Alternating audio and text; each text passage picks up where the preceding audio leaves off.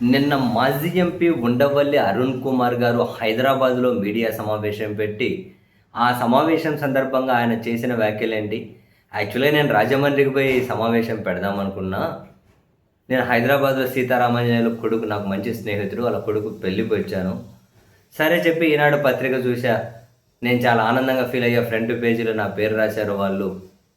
ఫోటోసి నా పేరు రాశారు. సో, ఆనందం పట్టలేక ఇక్కడే మీడియా సమావేశం పెడుతూ ఉన్నాను అని చెప్పి అంటూ, కడిగిన ముత్యంలా బయటకొచ్చారు. ధర్మం గెలిసింది, నిజాయితీ గెలిసింది. ఇవన్నీ చూసిన తర్వాత నాకు ఆశ్చర్యం వేసింది అని కొన్ని వ్యాఖ్యలు చేశారు ఉండవల్లి అరుణ్ కుమార్ గారు. ఒకటి, సుప్రీంకోర్టు ఇప్పుడు వీళ్ళ మీద అంటే ఇప్పుడు ఏమంటారు, మార్గదర్శి ఫైనాన్షియర్స్ వసూలు చేసిన డిపాజిట్లు ఏవైతే ఉన్నాయో అది అక్రమమా? సక్రమమా? సక్రమమేనని చెప్పి సుప్రీంకోర్టు ఏమైనా చెప్పిందా? లేదు. దాని జోలికి సుప్రీంకోర్టు పోలే. అండ్ వీళ్ళు గనక అక్రమంగా వసూలు చేసి ఉంటే, వీళ్ళ మీద ఏవైనా జరిమానా విధించుకునే అవకాశం సుప్రీంకోర్టు ఓపెన్ చేసి పెట్టిందా? క్లోజ్ చేసి పెట్టిందా? ఓపెన్ చేసి పెట్టింది. అది చదివి వినిపించారు. ఓపెన్ చేసి పెట్టింది. అంటే ఇప్పుడు ఆర్‌బీఐ కేంద్ర ప్రభుత్వ పరిధిలో ఇది ఉంది. జరిమానా విధించుకుంటే విధించుకోవచ్చు. నెక్స్ట్, ఆర్‌బీఐ కేంద్ర ప్రభుత్వం ఇంతకుముందు ఏం చెప్పారు? సుప్రీంకోర్టుకి గాని ఏం చెప్పారు? ఆ విధంగా వసూళ్ళు అక్రమమే అని చెప్పారు. అక్రమమే అని చెప్పారు. కానీ ఇక్కడ ఆర్‌బీఐ మధ్యలో ట్విస్ట్ ఇచ్చుకుంటూ నాకు లేఖ రాసింది. మేము ఇక ఆ విషయంలో ఇన్వాల్వ్ కాదలుచుకోలేదు. మేము ఈ విషయాన్ని ఇక్కడితో వదిలిపెట్టేస్తున్నామని ఆర్‌బీఐ చెప్పింది. ఎందుకు అలా చెప్పిందో నాకు తెలియదు. ఆ విషయాన్ని ఆర్‌బీఐని అడుగుతా, ఫైనాన్స్ కమిషన్‌ని గాని అడుగుతారు, ఫైనాన్స్ కమిటీని. ఎందుకంటే ఆర్‌బీఐని పిలిచి వాళ్ళు అడుగుతారు ఎందుకు అలా చెప్పారు అని చెబుతూ, ఒకవేళ అంటే ఒక మనిషి పోయారు కాబట్టి క్రిమినల్ కేసు కొట్టేశారు. సివిల్ లయబిలిటీ ఓపెన్ చేసే ఉన్నారు కదా! ఇది నేను చెప్పేది అబద్ధమైతే, సివిల్ లయబిలిటీ కనుక క్లోజ్ చేశారు అని చెబితే, ఇది ఆ పత్రిక దాన్ని రాయమని చెప్పండి. ఆ పత్రిక దాన్ని రాయమని చెప్పండి అని అన్నారు. ఈరోజు చూస్తే ఎక్కడే గాని ఆ పత్రికలో కిముక్కుమనలేదు. ఆ వార్తే లేదు ఎక్కడే కూడా దానికి సంబంధించిన వార్తే.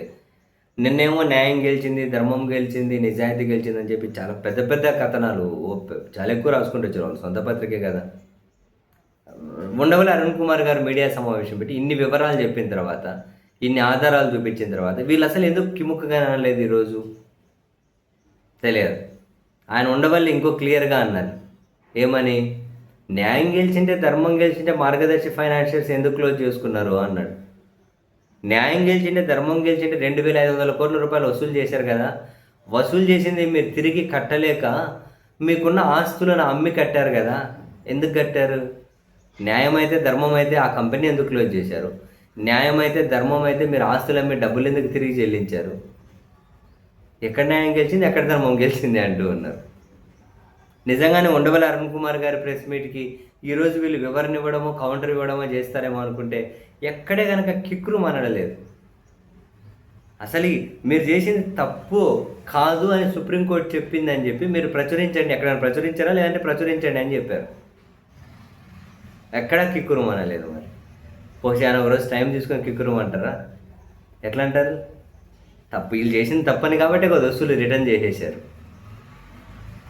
చనిపోయారు కాబట్టి రామోజీరావు గారు క్రిమినల్ కేసు తీసేశారు.